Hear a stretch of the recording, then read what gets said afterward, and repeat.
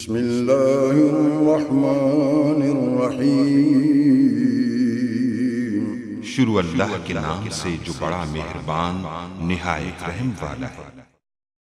अस्सलाम वालेकुम गाइस। तो आज हम व्यूज़ के बारे में जानेंगे। तो व्यूज़ असल में ये एक वर्चुअल टेबल्स है, यानी कि हमारे पास एक रियल टेबल तो उससे हम ड्राइव करते हैं एक वर्चुअल टेबल। तो इसके जो एडवांटेज है वो तो जब मैं आपको करवाऊंगा ये इसका वर्क तो आपको समझ आएगा, बहुत ज़्यादा एडवांटेज है। लेकिन इसके डिसएडवांटेज दो ही हैं। तो इसका जो मेजर डिसएडवांटेज है वो परफॉर्मेंस, यानी कि ये परफॉर्मेंस इसकी कम हो जाती है हमारे सिस्टम की। तो व्यूज़ का हम यूज़ कैसे करते हैं, क्यों करते हैं, हम एसक्यूएल सर्वर में जाकर देखते हैं।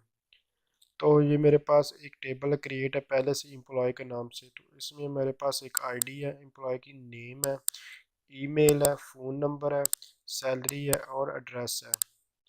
तो इसके बाद ये मैंने इसको डिस्प्ले करवाया हुआ है। तो अगर आप चाहते हैं कि आपका डाटा जो है सिक्योर है, आप हाइड रहे, यानी कि हम हमेशा किसी को अपनी सैलरी सैलरी या फिर एड्रेस वगैरह फ़ोन नंबर नहीं बताते या ईमेल बता देते हैं। तो आईडी और नेम अगर हम चाहते हैं किसी को बताएं कि हमारे पास जो डाटा स्टोर है, हमसे को पूछता है कि जो आपके पास एम्प्लॉय काम करते हैं उनका हमें डाटा दें, तो हम कभी भी अपने ये एड्रेस सैलरीज वगैरह नहीं देंगे।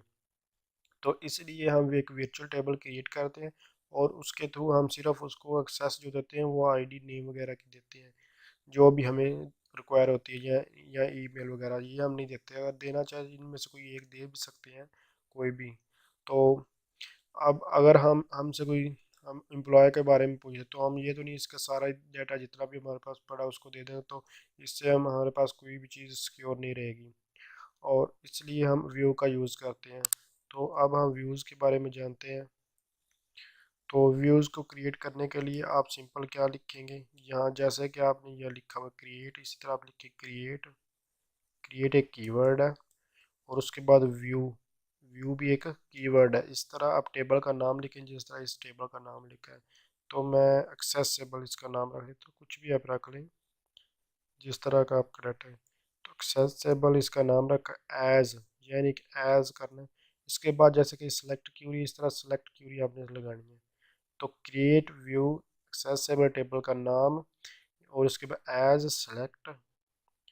एज मतलब जैसा कि हम सेलेक्ट करें, किसको हम सेलेक्ट करेंगे।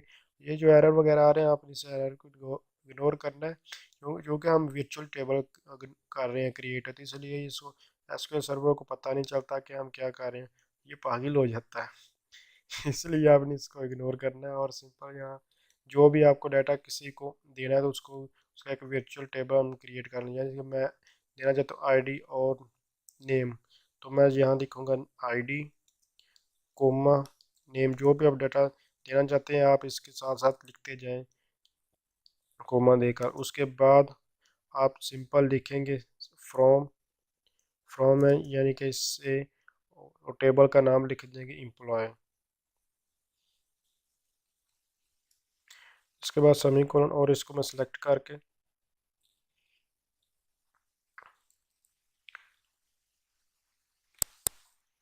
सिंपल इसको हम डिस्प्ले करवा देते हैं।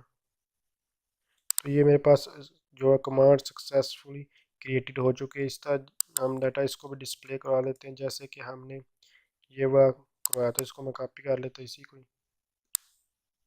यहाँ लिख लेते हैं। छोटी सी कमांड है सेलेक्ट ऑल फ्रॉम एम्प्लॉय।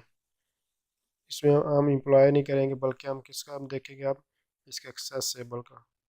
तो जो वर्चुअल टेबल है उसके पास आपका इस तरह का साइन आता है और ये अगर इसमें देखें तो वो मैं आपको दिखा देता हूँ। और जो टेबल है इसका साइन जो है ये और होता है। तो यहाँ हम एक्सेसिबल लिखेंगे, ये मेरे पास फर्स्ट नंबर पर आ रहा है। तो मैं इसको भी आपको दिखा देता हूँ। तो ये हमारे पास आईडी और नेम जो भी हम यहाँ यूज़ हमने किया होगा वही हम यहाँ से उसको एक्सेस कर सकते और किसी और को हम एक्सेस नहीं कर सकते। तो अगर आप वो यहाँ से डेटाबेस में से देखना चाहते हैं व्यूज़ तो कैसे देखते हैं। ये मेरे पास एक टेबल था, ये मेरे पास एम्प्लॉय के नाम से टेबल है। तो इसका अगर हम चाहते हैं कि व्यूज़ देखना, तो आप व्यूज़ के बारे में यहाँ से प्लस पर क्लिक करेंगे तो ये आप देख सकते हैं ये साइन जो है डाटा एक्सेसिबल हमारे पास व्यूज़ क्रिएट हुआ है, जहाँ टेबल्स में ये शो नहीं होगा।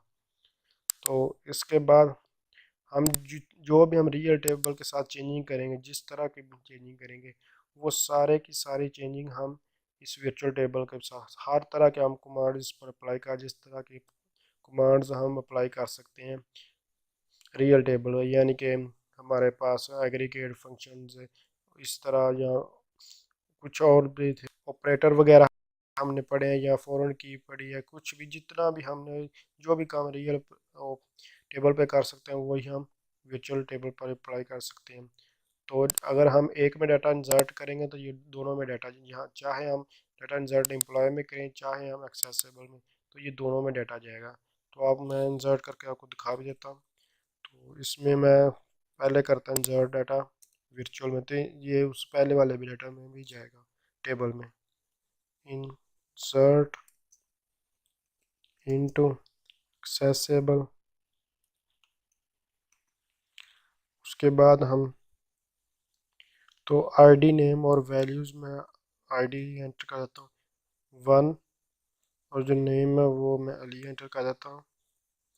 तो इसके बाद मैं इसको सिंपल यहाँ इंसर्ट करवा देता हूँ। तो मैं 1 रो इफेक्टिव हो चुकी है, हम इसको डाटा देखते हैं आप।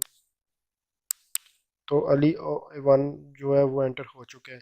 इसी तरह अगर हम एम्प्लॉय में चेक करते हैं तो देख सकेंगे आपको ये सेम डाटा जो कि आईडी और नेम के जो भी डाटा था वो एंटर हुआ है, दूसरा जो कि हमने एंटर नहीं था कि इसलिए वो नल वगैरह आ रहा है। तो इस तरह आप इस तरह मैं आपको एक कमांड और इसको यूज़ करके दिखा देता हूँ, insert into accessible values to Razzaq के नाम से मैं डाटा एंटर करता हूँ। ये हम पहले कर चुके हैं, डाटा कैसे इंसर्ट करते हैं कैसे नहीं, इसलिए मैं डिटेल के साथ नहीं बता रहा। तो 1 रो अफेक्टेड हो चुकी है, इस तरह भी आप डाटा इंसर्ट कर सकते हैं। तो ये हमारे पास डाटा डिस्प्ले हो रहा है। तो इसी तरह आप इन सब का ये सारा जितना भी डाटा यहाँ स्टोर करेंगे वो यहाँ से एक्सेस हो चुके हैं हो जाएगा। मैं इस इधर भी आपको कर देता हूँ इंसर्ट, मैं इसको पॉज करता हूँ। ये सिंपल मैंने इंसर्ट इनटू एम्प्लॉय टेबल का नाम जो भी इसमें डाटा इंसर्ट करना, जो आईडी है वो 3 है, नेम, उसके बाद ईमेल, फ़ोन नंबर, सैलरी, और उसके बाद एड्रेस वगैरह है। तो इसको मैं इंसर्ट करूँगा तो ये आपको यहाँ भी एक्सेसिबल होगा। तो मैं इसको यहाँ से इंसर्ट करके देता हूँ आपको। तो आप जैसे कि मैंने इससे पहले मैंने अपडेट किया, आपको क्यूरी करवाई थी, वो भी आप इस पर यूज़ कर, कोई भी अगर सैलरी वगैरह अपडेट करना चाहते हैं, कुछ भी अपडेट करना चाहते हैं तो आप वर्चुअल टेबल के साथ भी कर सकते हैं।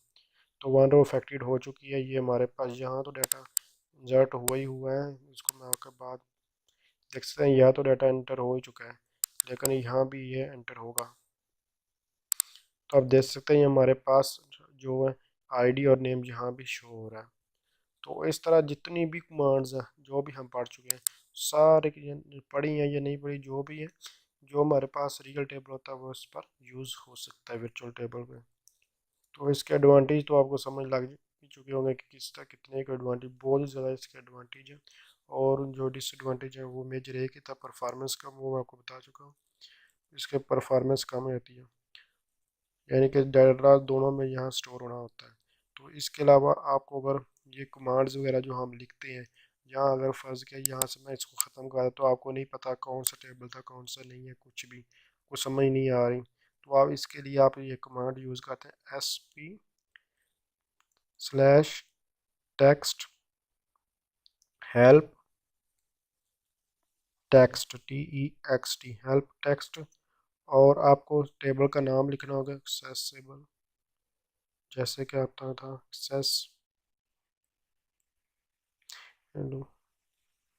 एक्सेसिबल। तो इसको आप एग्जीक्यूट करवाएं।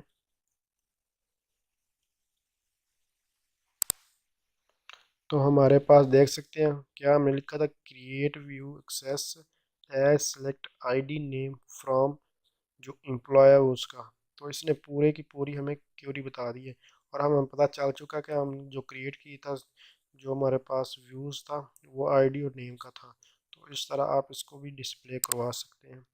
मुझे उम्मीद है कि आपको इस वीडियो आपको हेल्पफुल लगी होगी। अगर किसी भी चीज़ आपको समझ नहीं आई तो आप कमेंट्स के ज़रिए पूछ सकते हैं।